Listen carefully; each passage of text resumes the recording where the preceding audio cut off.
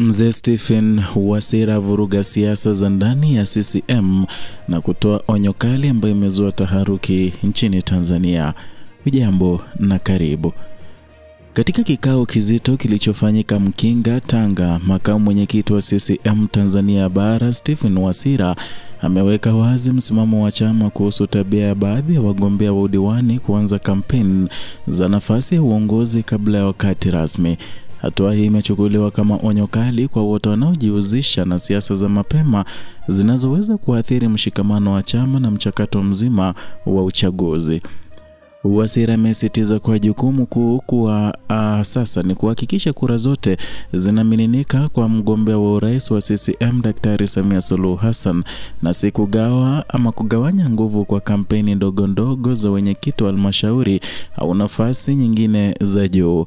Alieleza kuwa hali ya baadhi ya madiwani kuanza mipango ya kugombea uongozi wa mabaraza na halmashauri kabla hata ya uchaguzi inahatarisha mshikamano na inaleta migawanyiko isiyo ya lazima. Kauli hii imechukuliwa kama ujumbe thabiti kwa wanachama wote wa chama, huku ikielezwa kuwa kila nafasi ya uongozi ndani ya halmashauri hupatikana kupitia mchakato rasmi wa vikao vya chama na si kwa mbinu za kificho au kampeni zisizo na ridhaa. Wasira ameonya kuwa yoyote atakayebainika kushiriki kampeni za mapema anaweza kujikuta anaondolewa kwenye mchakato wa uteuzi, hatua itakayokuwa fundisho kwa wengine.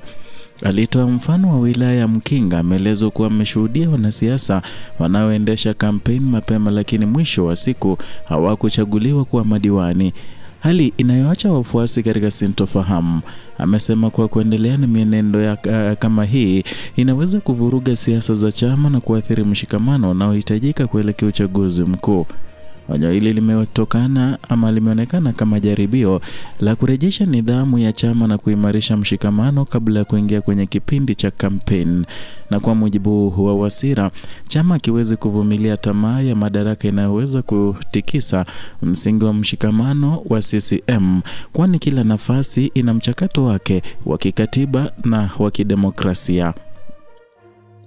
Wachambuzi wa siasa za Tanzania wameona kauli ya Wasira kama ujumbe wa moja kwa moja kwa viongozi wa mashinani kuhakikisha chama kinabaki imara. Kauli hii inakuja wakati ambapo maandalizi ya uchaguzi yanaendelea na ushindani wa ndani wa chama unazidi kushika kasi. Ni jambo linalohitaji nidhamu ya hali ya juu ili kuhakikisha mshikamano unadumishwa.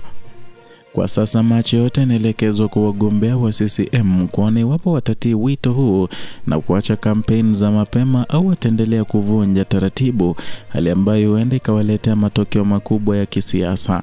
Endelea kufuatilia Kenyascope kwa uchambuzi wa taarifa kamili za siasa za Afrika Mashariki.